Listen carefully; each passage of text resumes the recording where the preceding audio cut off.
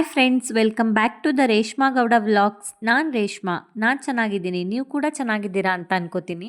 ನಾನಿವತ್ತು ಇಚ್ಕದ ಅವರೆಕಾಳು ಮತ್ತು ನಾಟಿ ಕೋಳಿ ಮೊಟ್ಟೆ ಬಳಸ್ಕೊಂಡು ಯಾವ ರೀತಿ ಮೊಟ್ಟೆ ಸಾಂಬಾರು ಮಾಡ್ತಿದ್ದೀನಿ ಅಂತ ತೋರಿಸ್ಕೊಡ್ತಿದ್ದೀನಿ. ಬದಲಿಗೆ ಇದಕ್ಕೆ ಒಂದು ಒಳ್ಳೆ ಮಸಾಲೆ ರುಬ್ಬಿಟ್ಕೊಬಿಟ್ರೆ ಮೊಟ್ಟೆ ಸಾಂಬಾರು ಈಸಿಯಾಗಿ ಮಾಡ್ಕೋಬೋದು.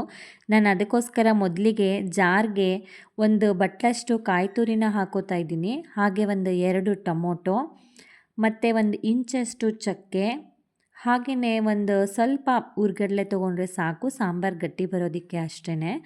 ಹಾಗೆಯೇ ಬೆಳ್ಳುಳ್ಳಿ ಮತ್ತು ಸ್ವಲ್ಪ ಕೊತ್ತಂಬರಿ ಸೊಪ್ಪು ಮತ್ತು ಪುದೀನ ಸೊಪ್ಪು, ಹಾಗೆ ಇದಕ್ಕೆ ಒಂದು 3ರಿಂದ 4 ಈರುಳ್ಳಿನ ಸಣ್ಣದಾಗಿ ಹೆಚ್ಚಿ ರುಬ್ಬೋಕೆ ಸೇರಿಸ್ಕೊತಾ ಇದ್ದೀನಿ. ಜೊತೆಯಲ್ಲಿ ಮಟನ್ ಸಾಂಬಾರು ಪುಡಿನ ಒಂದು ಬಟ್ಲಷ್ಟು ತೊಗೊಂಡಿದ್ದೀನಿ.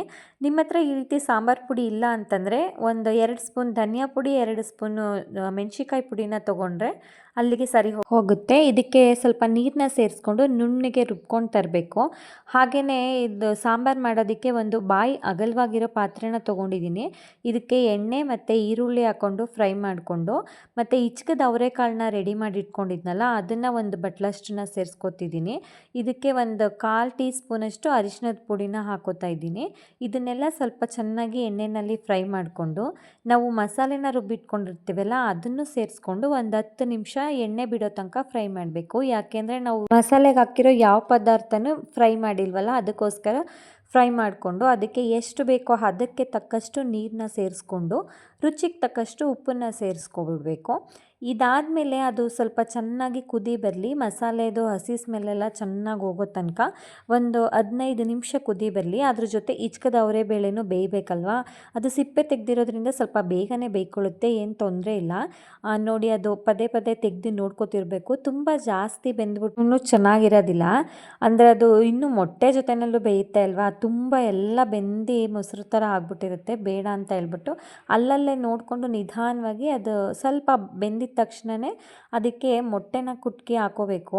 ಅಂದರೆ ಈ ರೀತಿ 1 ಬೈ 1 ಒಂದಾದ್ಮೇಲೆ ಒಂದು ನೋಡಿಕೊಂಡು ನಾವು ಯಾವ ಜಾಗದಲ್ಲಿ ಹಾಕ್ಕೊಂಡಿಲ್ಲ ಆ ಜಾಗಗಳಿಗೆ ಹಾಕೋತಾ ಹೋಗಬೇಕು. ನಾನು ಸುಮಾರು ಒಂದು 12 ಮೊಟ್ಟೆಗಳನ್ನ ತೊಗೊಂಡಿದ್ದೀನಿ. ನಮ್ಮ ಮನೇಲಿ 6 ಜನ ಇದ್ದೀವಿ. ಸೊ 12 ಮೊಟ್ಟೆ ಆದರೆ 2 ಮೊಟ್ಟೆ ಸರಿ ಹೋಗುತ್ತೆ ಅಂತ ಹೇಳ್ಬಿಟ್ಟು 12 ತೊಗೊಂಡಿದ್ದೀನಿ.